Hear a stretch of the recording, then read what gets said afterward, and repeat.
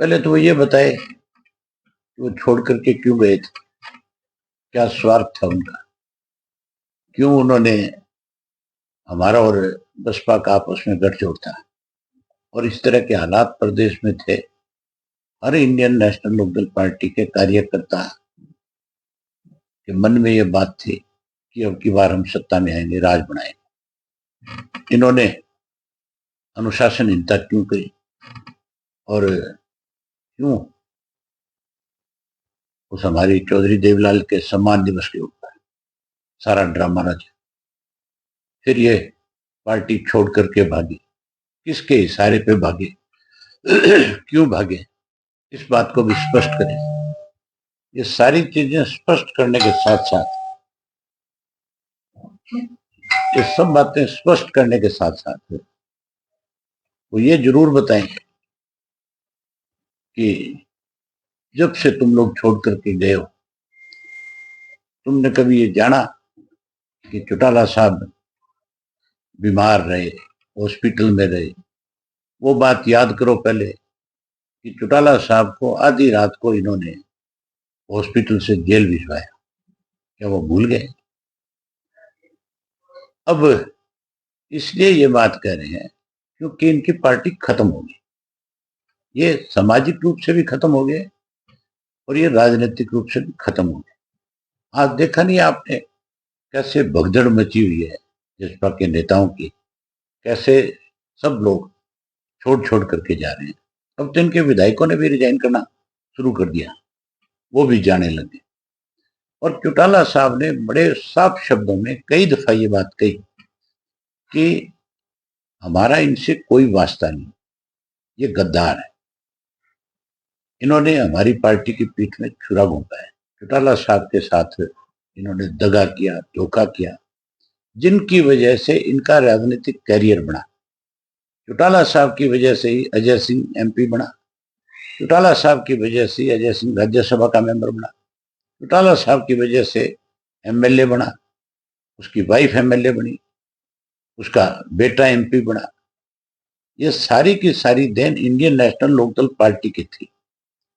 अब की बार अपने दम के ऊपर 10 सीट जीत के आए थे। आगे मुझे लगता नहीं कि ये कहीं मुंह दिखाने लायक भी बचे। ये नॉमिनेशन फाइल करने से भी डरेंगे, इनको ये डर रहेगा कि तुम्हारी जमानत नहीं बचेगी। जो ये कहते थे रोजाना कि एक एक थी इनेलो, लोग ये कहेंगे, आज उस अजय सिंह को फिर इनेलो याद कैसे आ गई? आज वो फिर ये कैसे कहते हैं कि हमें बुलाए तो आज हम चले जाए? उनको कहो कि तुम्हारे जो बोल थे, जो शब्द तुमने बोले थे, पहले उनको ध्यान दो कि क्या कहा था। तुम किस बेशर्मी पे चले गए थे, तुमने किस तरह से इस प्रदेश को दोनों हाथों से लूटने का काम किया। अब जब तुम्हारा असली चेहरा बेनकाब हो गया, अब जब तुम कहीं जाते हो तो लोग तुम्हारा विरोध करते हैं, लोग तुम्हें घुसने नहीं देते, लोग तुम्हें इतनी भद्दी भद्दी गालियां देते हैं जिनको मैं भी अगर देखता हूँ सोशल मीडिया पे तो मुझे भी बहुत शर्म आती है कि किस परिवार को कौन किस तरह की गाली दे रहा है। एक वक्त था कि चौधरी देवलाल के परिवार का अगर कोई नाम ले लेता था गलत तो लोग उसका गला पकड़ लेते थे, और इनकी वजह से आज सारा दिन लोग गालियां देते हैं। ऐसे लोगों के लिए इंडियन नेशनल लोकदल पार्टी में कोई जगह नहीं है। चौटाला साहब के पास भी इन लोगों की कोई जगह नहीं है।